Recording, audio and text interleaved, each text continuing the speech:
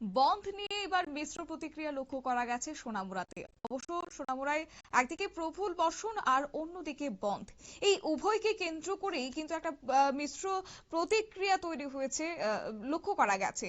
অবশ্য সেখানে সরকারি প্রতিষ্ঠানগুলো কিন্তু যথারীতি খোলা ছিল, রাস্তায় যান চলাচল স্বাভাবিক ছিল, কিন্তু যাত্রী সাধারণের কিছুটা হলেও কম দেখা মিলেছে এদিন। অবশ্য মহকুমার মূল বাজার বেলাঘর বাজারে সবকিছু ছিল স্বাভাবিক। বিশেষ করে শাসক দলের নেতৃত্বরা কিন্তু আজ প্রতিটি দোকানে গিয়ে দোকানীদের বন্ধকে সমর্থন না করার যে বিষয়টা, তাতে করে তারা কিন্তু ধন্যবাদ জানিয়েছেন ব্যবসায়ীদের। অবশ্যই প্রসঙ্গে কি রয়েছে বিস্তারিত শুনুন। তরফ থেকে কি কোনো ধরনের মানুষকে বলা হচ্ছে যে দোকান খোলার জন্য বা আবেদন জানানো হচ্ছে কিনা? না, আমাদের তরফ থেকে কোনো রকম তাদের বলা হয়নি। মানুষ বুঝে গেছে যে এইরকম বন্ধ শুধু অর্থনৈতিকভাবে মানুষের উপর একটা প্রভাব পড়ে, বন্ধ থেকে কোনো সমস্যার সমাধান করা যায় না।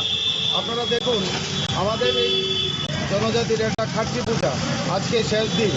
এখানে আজকে এটা ত্রিপুরা রাজ্যের ঐতিহ্য। এই ঐতিহ্যকে সর্বনাশ করার জন্য এই সিপিএম এই ধরনের প্রপাগান্ডা করে থাকে।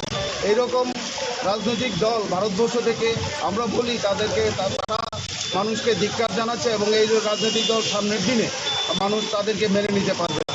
কারণ জাতি উপজাতির মিলনস্থল এই ঐতিহ্যবাহী এই মেলাকেও তারা মান্যতা দেয়নি। এইরকম দলকে কেউ মেনে নেবে না। ভারতবর্ষের সংস্কৃতিতে এইরকম দলের মানুষ মেনে নেয়। 9 জুলাই CI2দের ধর্মঘট ডাক দিয়েছিল, সেটা পুরোপুরি তারা ব্যর্থ। আজকে আমাদের ভারতীয় মজদুর সংঘ BMS যে বার্তায় আজকে অন্যান্য দিনের মতো স্বাভাবিকভাবে যাত্রী পরিষেবা দেওয়া হচ্ছে। অটো পরিষেবা, বাস, জিপ এবং আমাদের ক্ষুদ্র পণ্যবাহী যান চালক সমস্ত কিছু আগের মতো স্বাভাবিকভাবে আজকে পরিষেবা দেওয়া হচ্ছে। আপনারা শুনলেন তাদের বক্তব্য। অবশ্য বামেদের ধর্মঘট পুরোপুরি ব্যর্থ বলে আজ বললেন ভারতীয় মজদুর সংঘের সদস্যরা। এবং এই নিয়ে অন্যদিকে দেখা গেছে একদিকে কিছু সংখ্যক দোকানপাট খোলা হয়েছে, অন্যদিকে কিছু সংখ্যক দোকানপাট এদিন বন্ধ রাখা হয়েছে। সোনামুড়াতে একটা মিশ্র প্রতিক্রিয়ায় এদিনে পরিলক্ষিত হয়েছে।